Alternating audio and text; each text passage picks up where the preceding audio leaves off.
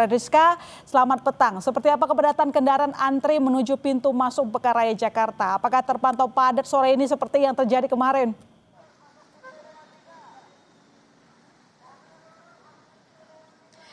Ya, sebetulnya memang agak mirip-mirip Ilona dan juga saudara kondisi di PRJ ataupun Pekan Raya Jakarta khususnya di Jalan Benyamin Sueb pada sore hari ini.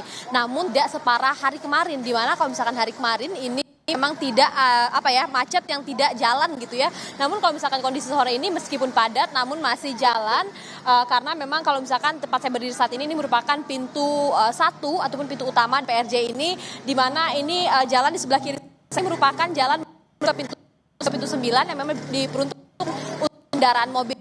Di sebelah kanan saya ini merupakan kendaraan yang memang akan dialihkan menuju ke pintu lain, yakni di pintu 2 dan juga pintu 3. Kemudian biasanya juga Gambir Expo digunakan untuk menjadi tempat parkir.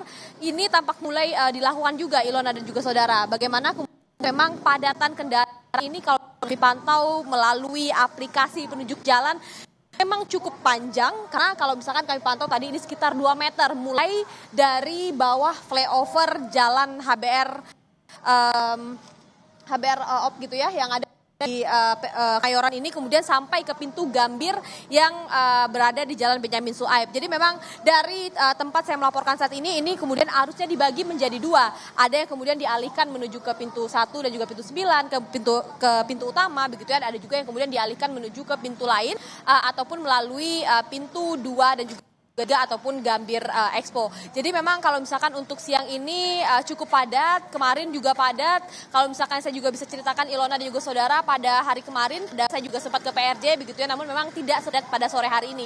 Jadi memang tampaknya dari masyarakat ini lebih cenderung mendatangi PRJ ini dari siang hingga malam hari, karena memang ada hiburan-hiburan musik juga yang ditawarkan ataupun ditampilkan oleh pihak pengelola PRJ. Dan kemudian kalau misalkan pagi ini cenderung mereka masyarakat yang hanya ingin berbelanja saja gitu. Jadi memang pada libur panjang akhir pekan peringatan 1 Muharram ini menjadi favorit begitu ya bagi para warga Jakarta, karena ini bertepatan juga dengan libur sekolah anak gitu ya. Jadi memang cukup padat kondisinya pada hari ini.